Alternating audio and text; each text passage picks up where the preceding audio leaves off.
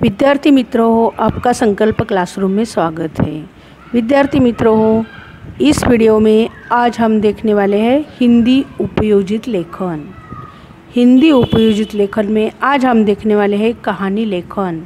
देखो मित्रों हो, ये जो कहानी लेखन क्वेश्चन रहता है वो बोर्ड के पेपर में 10th स्टैंडर्ड के पेपर में क्वेश्चन नंबर 5 में आ होता है, यानी 2 होता है। तो इसमें मुद्दों के आधार पर कोई कहानी लिखनी होती है अथवा कुछ शब्द दिए जाते हैं, उसके आधार पर भी कहानी लिखने के लिए कहते हैं। इसके लिए 5 अंक होते हैं। कहानी लेखन के लिए हमें कितने अंक मिलते हैं? 5 अंक मिलते हैं। तो ये जो कहानी हम लिखते हैं वो क्या होती है? कहानी किसे कहते हैं? कहानी का अर्थ क्या होता है? तो देखो, अभी कहानी के बारे में कुछ हम अधिक विस्तार से जानते हैं। तो कहानी सुनना और सुनाना आबाल वृद्धों के लिए रुचि और आनंद का विषय होता है। कहानी देखो, कहानी छोटों के लिए भी और बड़ों के लिए भी अच्छी लगती है। कहानी लेखन विद्यार्थियों की कल्पना शक्ति पर निर्भर होता है। विद्यार्थियों की जो अपनी अपनी कल्पना शक्ति होती है उसके ऊपर वो कहानी लिखते हैं। वैसे तो कल्पना शक्ति, नवनिर्मिति व सृजनशीलता को कहानी क्या करती है? प्रेरणा देती है। तो इसके पूर्व की कक्षाओं में हमने कहानी लेखन का अभ्यास किया है। देखो, 5th स्टैंडर्ड, 6, 7, 8, 9 ये स्टैंडर्ड में भी हमने क्या किया है? कहानी लेखन का अभ्यास किया है। तो ये कहानी क्या होती है? तो कहानी अपनी कल्पना और सृजनशीलता होती है। सृजनशीलता और अपनी कल्पना यानी इमेजिनेशन से हम कहानी लिखते हैं। कहानी का मूल कथ्य मतलब मेन पॉइंट, कथा बीज जिसे बोलते हैं, वही उसका क्या होता है? प्राण होता है। वही उसका क्या होता है? इम्पोर्टेंट भाग होता है। मूल कथ्य के विस्तार के लिए विषय को जो अभी समझो। मूल कथ्य क्या है? लालच बुरी बला है। ये हमें कहानी के द्वारा लिखना होता है। तो इसके लिए उस कहानी में हमें क्या क्या लिखना पड़ता है? तो उस कहानी में इस विषय को लेकर पात्र, घटना, तर्क संगत विचारों से परिपोषित कर लिखना पड़ता है। इसी कहानी कौशल्य का विकास करना कहानी लेखन का उद्देश्य है। ये जो हम कहानी लिखते हैं उसके लिए वहाँ पे कोई घटना हो, पात्र हो, कुछ भी हो, गाँव हो, नदी हो, कुछ भी हो, जिसका हमें उल्लेख करना पड़ता है उसका हमें पहले से ही क्या करना पड़ता है? मन में हमारे विचार करके रखना पड़ता है कि ऐसे ऐसे हम कहानी लिखेंगे, इस तरह लिखेंगे। और यही लेखन कौशल्य का उद्देश्य होता है। तो अभी इस कहानी के बारे में हम अधिक विस्तार से और जानते हैं। तो कहानी लेखन में निम्न बातों की ओर विशेष ध्यान देना चाहिए। कहानी कैसे लिखते हैं? कहानी लिखते समय हमें कौन कौन सी बातों पर विशेष ध्यान देना पड़ता है? तो देखो, पहला पॉइंट है शीर्षक। कहानी का जो शीर्षक होता है, शीर्षक कहानी के मुद्दों का विस्तार और कहानी से प्राप्त सीख, प्रेरणा, संदेश, ये कहानी लेखन के अंग होते हैं। क्या क्या अंग होते हैं कहानी लेखन के? शीर्षक और बाद में कहानी के जो हम मुद्दे पॉइंट लिखते हैं उसका विस्तार, और कहानी से हमें क्या सीख प्राप्त होती है, क्या प्रेरणा मिलती है हमें कहानी पढ़कर, और कहानी से हमें क्या संदेश मिलता है। ये सभी अंग किसके होते हैं? कहानी लेखन के होते हैं। आगे का देखो, कोई भी कहानी घटना घटने के बाद लिखी जाती है। तो हमें कहानी कौन से काल में लिखनी चाहिए? तो हमें कहानी भूतकाल में लिखनी चाहिए। एक राजा था, उसके 2 बेटे थे। मतलब क्या है ये? भूतकाल यानी पास्ट टेंस में हम कोई भी कहानी लिखते हैं। तीसरा मुद्दा आता है कहानी के संवाद प्रसंग अनुकूल वर्तमान या भविष्य काल में हो सकते हैं। जैसा जैसा कहानी में हम प्रसंग लिखते हैं उसके अनुरूप कहानी के संवाद भविष्य काल में या वर्तमान काल में है भी हो सकते हैं। तो संवाद अवतरण चिन्ह में लिखना अपेक्षित है। जो हम संवाद लिखते हैं वो उसके लिए इनोटेड कॉमा मतलब अवतरण चिन्ह लिखना अपेक्षित है।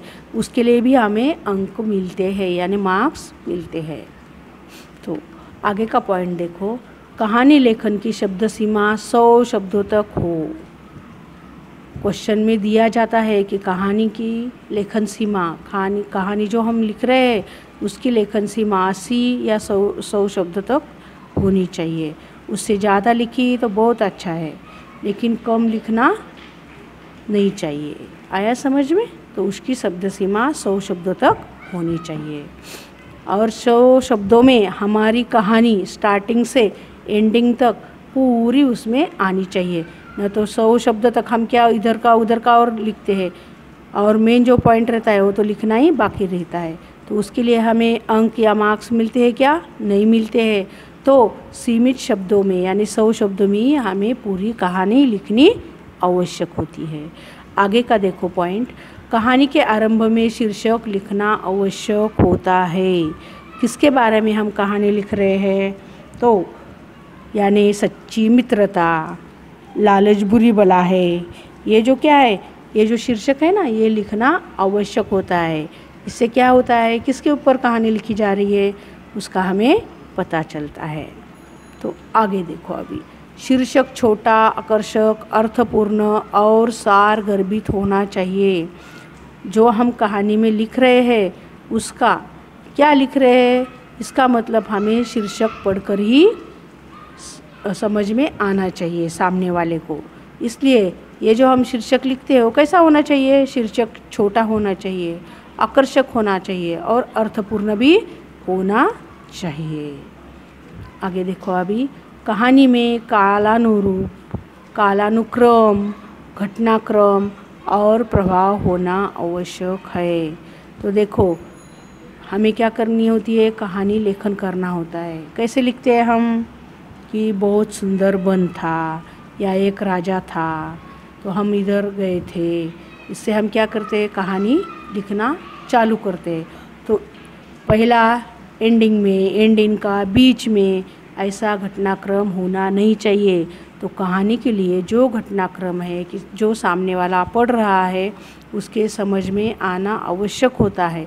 इसलिए कहानी में कालानुरूप मतलब जो काल है, जो घटना जिस काल में घटी है उसका घटनाक्रम और एक प्रवाह होना आवश्यक बात होती है। आगे का देखो अभी मुद्दा, प्रत्येक मुद्दे या शब्द का अपेक्षित विस्तार आवश्यक है। देखो प्रत्येक जो पॉइंट लिख रहे हैं हम, पैराग्राफ लिख रहे हैं, जो उसमें जो पॉइंट लिख रहे हैं, मुद्दा लिख रहे हैं, उसका या शब्द का अपेक्षित विस्तार आवश्यक है। ज़्यादा लंबा भी नहीं और ज़्यादा छोटा भी नहीं, तो सामने वाले के समझ में आए इतना उसका विस्तार अपेक्षित है। देखो अभी आगे की बात, घटनाएं धारा प्रवाह अर्थात एक दूसरे से श्रृंखलाबद्ध होनी चाहिए। देखो हम जो कहानी लिख रहे हैं वो हम राजा के बारे में लिख रहे हैं, किसके बारे में लिख रहे हैं, तो उसको छोड़कर हम दूसरों का उल्लेख करना चाहिए क्या कहानी में? नहीं। तो कहानी जो है वो घटनापूर्ण और श्रृंखलाबद्ध होनी चाहिए। वो राजा से संबंधित है, अगर पंछी से संबंधित है, अगर किसी पेड़ से संबंधित है, तो उसमें क्या होनी चाहिए, एक श्रृंखलाबद्धता होनी अनिवार्य है। कहानी के प्रसंगानुसार वातावरण निर्मित होनी चाहिए। आजू बाजू का हम इधर उधर का जो वहाँ पे नैसर्गिक घटनाएं वगैरह कुछ लिखते हैं, तो उस वातावरण निर्मित का भी वहाँ पे उल्लेख होना कहानी के अनुसार, प्रसंगानुसार आवश्यक बात होती है। देखो उदाहरणार्थ देखो अभी, यदि जंगल में कहानी घटती है तो जंगल का रोचक, आकर्षक तथा सही वर्णन अपेक्षित है। अगर किसी महल में कहानी घटती है तो उस महल का, उसके आजू बाजू का रोचक वर्णन उसमें आना जरूरी है, यानी सही वर्णन आना अपेक्षित होता है। तो कहानी के मूल्य कथ्य, अभी मूल्य कथ्य मतलब क्या, कथा बीज, यानी कहानी का जो मूल विषय है, जो पॉइंट है, उसके अनुसार पात्र, कहानी के जो पात्र होते हैं वो पात्र और उनके संवाद, भाषा पात्र के प्रसंगानुकूल होनी आवश्यक है। तो अभी देखो कहानी में प्रत्येक परिसर, क्षेत्र की भाषा एवं भाषा शैली में भिन्नता विविधता होती है। तो अगर कहानी किसी गांव के बारे में हम लिखते हैं या शहर के बारे में लिखते हैं तो उसमें उस भाषा शैली का वर्णन आना, उस भाषा शैली की विविधता होना अनिवार्य होता है। लिखे तो बहुत अच्छा कहानी में लगता है। इसकी जानकारी होनी चाहिए कि प्रत्येक परिसर क्षेत्र की भाषा एवं भाषा शैली में भिन्नता विविधता होती है। इसकी जानकारी हमें होनी चाहिए। अन्य भाषाओं के उदाहरण, सुवचनों आदि के प्रयोग से यथासंभव बचे। और हमारी कहानी में अगर हम मुहावरे वगैरह लिखते हैं तो कहानी हमारी और भी अच्छी होती है। तो कहानी लेखन में आवश्यक विराम चिन्हों का प्रयोग करना न भूलें।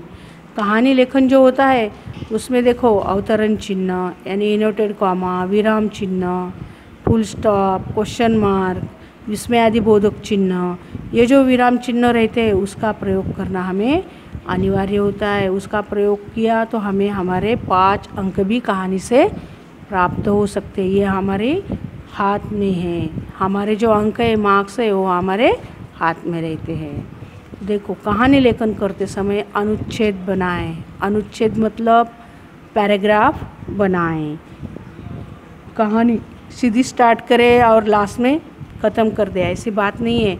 तो कहानी लिखते समय कहानी का जो पहला अंक होता है वो पहले पैराग्राफ में, जो मेन कथा बीज होता है उसका कथ्य बीज जो बोलते हैं, विषय जो होता है वो बीच में, और एंडिंग का और एक पैराग्राफ करके कहानी हमें लिखनी चाहिए। कहानी लेखन करते समय हमें पैराग्राफ या अनुच्छेद बनाना उत्तम होता है।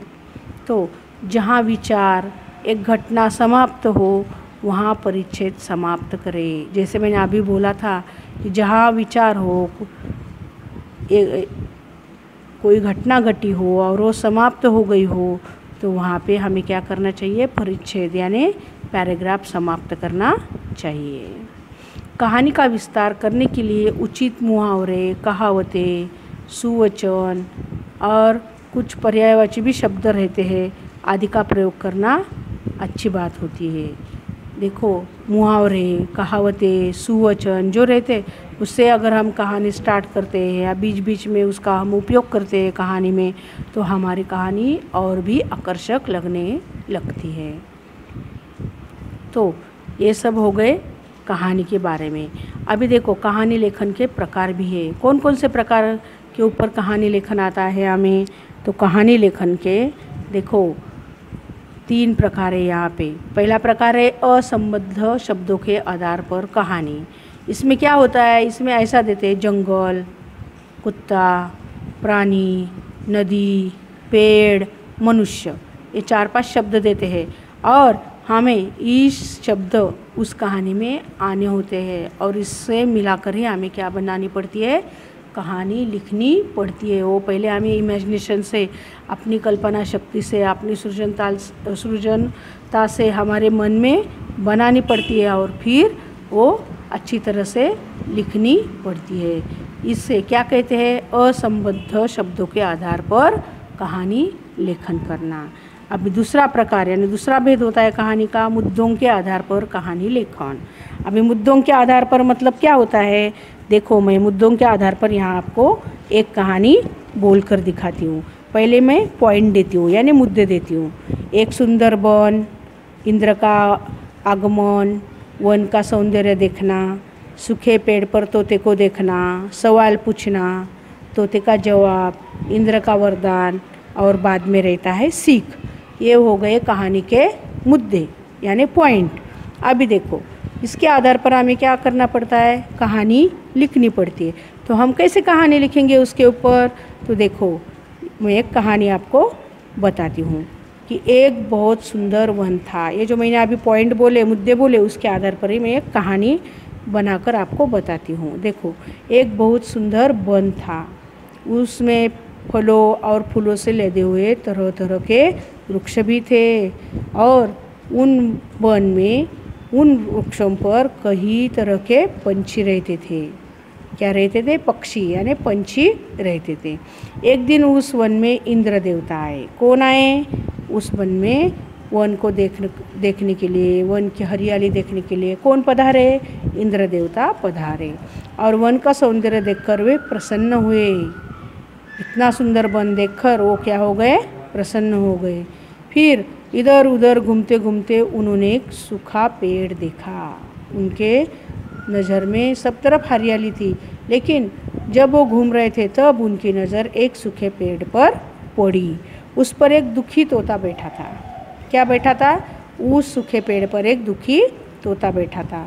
इंद्र ने तोते से ऐसे वृक्ष पर बैठने का कारण पूछा कि बाबा इधर उधर तो सब तरफ हरियाली है, तुम क्यों सूखे पेड़ पर बैठे हो? तो देखो अभी तोता क्या कहता है, तो यहाँ पे पैराग्राफ चेंज है।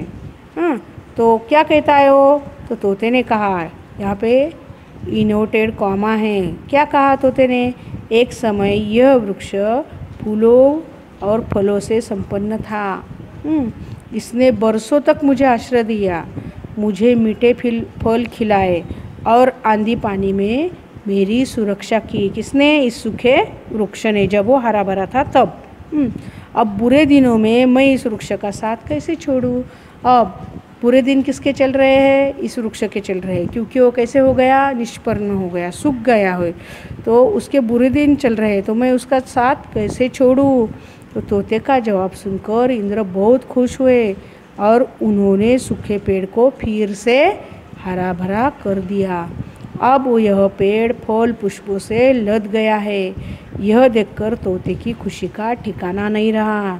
अभी ये देखो यहाँ पे क्या आ गया है? तोते की खुशी का ठिकाना नहीं आया या रहा। ये क्या है? वाक्प्रचार है, तो इसका भी यहाँ पे वर्णन किया है। अभी हमें क्या सीख मिलती है? इससे यह सीख मिलती है कि मानव का आचरण कृतज्ञता पूर्ण होना चाहिए। कृतज्ञता पूर्ण उसका व्यवहार और आचरण होना चाहिए। और इसका शीर्षक हम क्या देते हैं ऊपर? एक तो कृतज्ञता या सच्चा मित्र। ऐसा हमें इतना सिंपल रहता है कहानी का लिखना, तो ये ऐसा हमें कहानी मुद्दों के आधार पर लिखनी होती है। अभी कहानी लेखन का तीसरा प्रकार देखो सुवचन या कहावतों के आधार पर कहानी।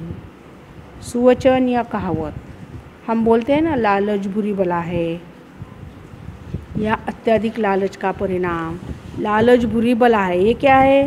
ये एक कहावत है।